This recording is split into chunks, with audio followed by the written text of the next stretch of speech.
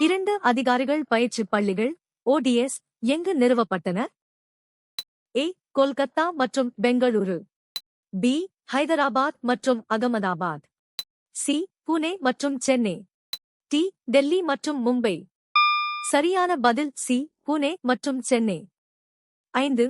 இந்திய ராணுவத்தின் அதிகாரிகளுக்கு பயிற்சி அளிக்க 1963-இல் புனே மற்றும் சென்னையில் அதிகாரிகள் பயிற்சி பள்ளிகள் ODS தொடங்கப்பட்டன.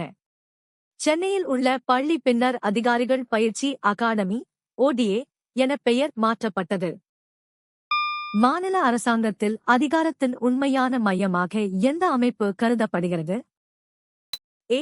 சட்ட மேலவை லெஜிஸ்லேட்டிவ் கவுன்சில். B. சட்டமன்ற பேரவை லெஜிஸ்லேட்டிவ் அசெம்பிளி. C. சபாநாயகர் ஸ்பீக்கர். D. அமைச்சரவை அமைச்சர்கள் கேபினட் மினிஸ்டர்ஸ். சரியான பதில் D. அமைச்சரவை அமைச்சர்கள் கேபினட் மினிஸ்டர்ஸ். மாநில அமைச்சரவை என்பது முதலமைச்சரின் தலைமையில் செயல்படும் உண்மையான நிர்வாக அமைப்பாகும். இதுவே மாநிலத்தின் கொள்கை முடிவுகளை எடுக்கிறது. அரசியலமைப்பின்படி ஆளுநர் பெயரளவு தலைவராக இருந்தாலும் அமைச்சரவையே உண்மையான அதிகாரத்தை செலுத்துகிறது.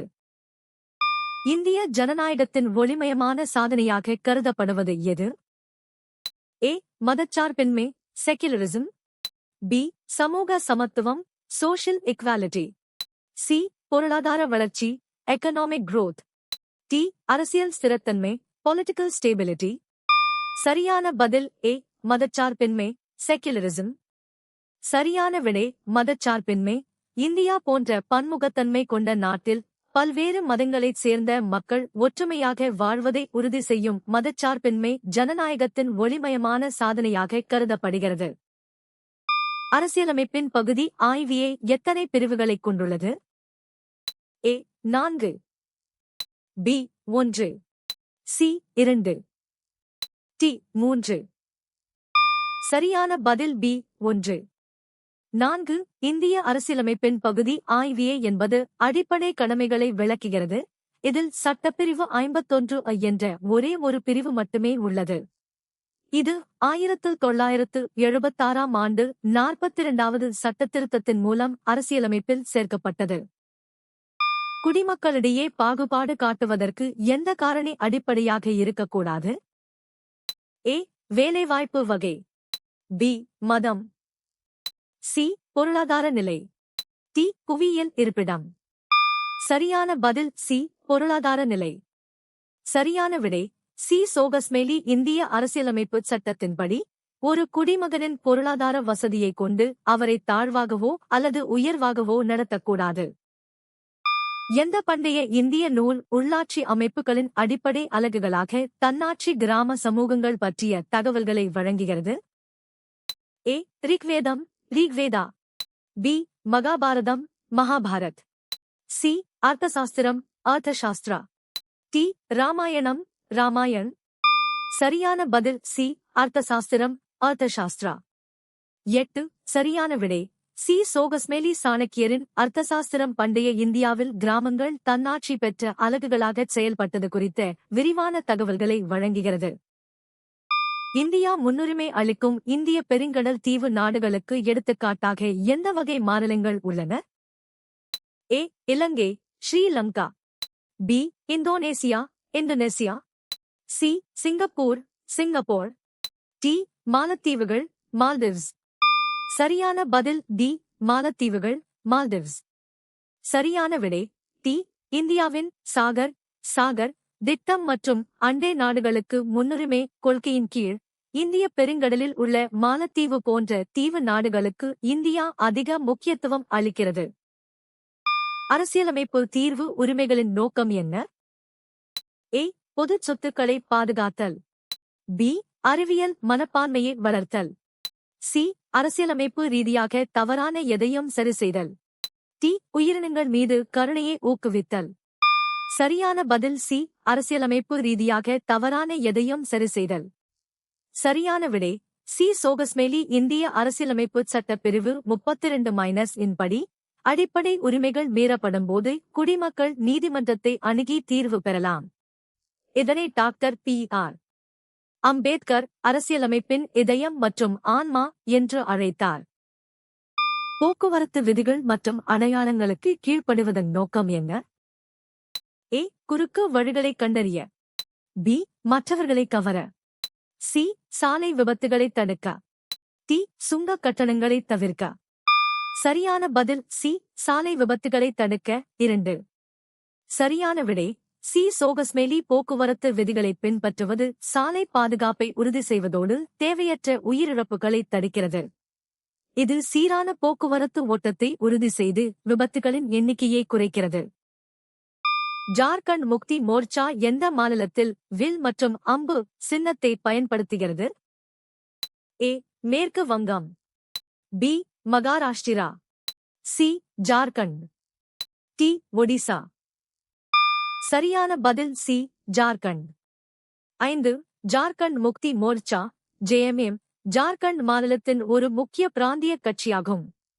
இக்கட்சியும் சிவசேனாவைப் போலவே வில் மற்றும் அம்பு சின்னத்தை பயன்படுத்துகிறது. மற்றவை ஏ. மேற்கு வங்கத்தில் திரிணாமுல் காங்கிரஸ் முக்கிய கட்சி. எந்த வகையான உரிமைகள் கலாச்சாரம் மற்றும் அதன் கூறுகளின் இன்பத்தை உறுதி செய்வதை நோக்கமாகக் கொண்டுள்ளன? ஏ. பொருளாதார உரிமைகள் எகனாமிக் ரைட்ஸ். பி. அரசியல் உரிமைகள் பொலிட்டிக்கல் ரைட்ஸ். சி. குடிமை உரிமைகள் சிவில் ரைட்ஸ். டி. கலாச்சார உரிமைகள் கல்ச்சரல் ரைட்ஸ். சரியான பதில் டி. கலாச்சார உரிமைகள் கல்ச்சரல் ரைட்ஸ். சரியான விடை டி. சோகஸ்மேலி கலாச்சார உரிமைகள் தனிநபர்கள் மற்றும் சமூகங்கள் தங்கள் மொழி, எழுத்து மற்றும் பாரம்பரியத்தை பாதுகாக்கவும் அனுபவிக்கவும் உறுதி செய்கின்றன. இந்திய அரசியலமைப்பின் 29 மற்றும் 30வது பிரிவுகள் சிறுபான்மையினரின் இத்தகைய உரிமைகளை பாதுகாக்கின்றன. சமூக ஆர்வலர்கள் எப்போது பெண்கள் மற்றும் ஆண்களின் வளர்ச்சிக்கான முயற்சிகளை மேற்கொள்ளத் தொடங்கினர்? ஏ. 20ஆம் நூற்றாண்டு. பி. 21ஆம் நூற்றாண்டு. சி. 18ஆம் நூற்றாண்டு. டி. 19ஆம் நூற்றாண்டு. சரியான பதில் டி. 19ஆம் நூற்றாண்டு. சரியான விடை டி. சோகஸ்மேலி 19ஆம் நூற்றாண்டில் ராஜா ராம் மோகன் ராய், ஈஸ்வர சந்திர வித்யாசாகர் போன்ற சமூக சீர்திருத்தவாதிகள் பெண்களின் முன்னேற்றத்திற்காக பெரும் போராட்டங்களை முன்னெடுத்தனர். பின்வருவனவற்றில் எது மத்திய அரசின் ஒரு உறுப்பு? ஏ. மாநில நிர்வாகம். பி. மாவட்ட கவுன்சில். சி. யூனியன் நிர்வாகம் யூனியன் எக்ஸிகியூட்டிவ். டி. பஞ்சாயத்து. சரியான பதில் சி. யூனியன் நிர்வாகம் யூனியன் எக்ஸிகியூட்டிவ். 6. யூனியன் நிர்வாகம் யூனியன் எக்ஸிகியூட்டிவ் என்பது குடியரசுத் தலைவர், துணைத் தலைவர், பிரதமர் மற்றும் அமைச்சரவை ஆகியோரை உள்ளடக்கிய மத்திய அரசின் முக்கிய அங்கமாகும். இது நாடாளுமன்றம் இயற்றும் சட்டங்களை செயல்படுத்துவதற்கு பொறுப்பானது. எந்த திருத்தச் சட்டம் அடிப்படை கடமைகளை அரசியலமைப்பில் இணைத்தது? ஏ. 44வது திருத்தச் சட்டம் 44 Eighth Amendment Act. பி. 42வது திருத்தச் சட்டம் 42 ND Amendment Act. சி. 40வது திருத்தச் சட்டம் 40 Eighth Amendment Act. டி. 52வது திருத்தச் சட்டம் 52 ND Amendment Act. சரியான பதில் பி. 42வது திருத்தச் சட்டம் 42 ND Amendment Act.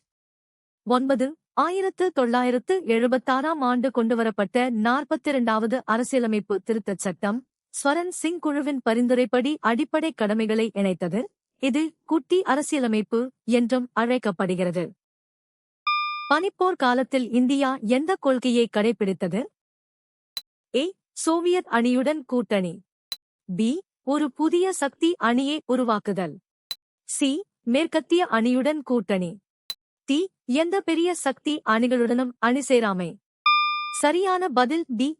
எந்த பெரிய சக்தி அணிகளுடனும் அணி சேராமை. சரியான விடை டி. சோகஸ்மேலி பனிப்போர் காலத்தில் அமெரிக்கா அல்லது சோவியத் யூனியன் ஆகிய இரு துருவங்களிலும் சேராமல் இருக்க இந்தியா அணிசேரா கொள்கையை நான் அலைன்மெண்ட் பின்பற்றியது. ஐஹினா குழந்தைகள் உரிமைகள் மீதான மாநாட்டை எந்த தேதியில் அறிவித்தது? A. September 20, 1989. B. December 20, 1989. C. November 20, 1989. D. October 20, 1989. சரியான பதில் சி. நவம்பர் 20, 1989. சரியான விடை சி. சோகஸ்மேலி ஐக்கிய நாடுகள் சபை 1989 ஆண்டு நவம்பர் 20 தேதி குழந்தைகள் உரிமைகள் மீதான மாநாட்டை convention on the rights of the child ஏற்றுக்கொண்டது. இந்த தேதியே உலக குழந்தைகள் தினமாகவும் பல நாடுகளில் கொண்டாடப்படுகிறது. குடிமகன் சிட்டிசன் என்ற சொல்லின் மூலம் எந்த லத்தீன் சொல்? A. Urbs urbs, B. Civis civis, C. Civitas civitas, D. Populus populus. சரியான பதில் பி. Civis civis. சரியான விடை சிவிஸ் சிவீஸ். சோகஸ்மேலி சிட்டிசன் சிட்டிசன் என்ற சொல் சிவிஸ் என்ற லத்தீன் சொல்லிலிருந்து உருவானது. இதன் பொருள் நகர அரசில் வசிப்பவர் என்பதாகும். பண்டைய ரோமானிய காலத்தில் சட்டப்பூர்வ உரிமைகளை உடையவர்களை குறிக்க இச்சொல் பயன்படுத்தப்பட்டது. அணிசேரா இயக்கத்தின் நாம் ஸ்தாபகத் தந்தையாக நாசர் எந்த நாட்டை பிரதிநிதித்துவப்படுத்தினார்?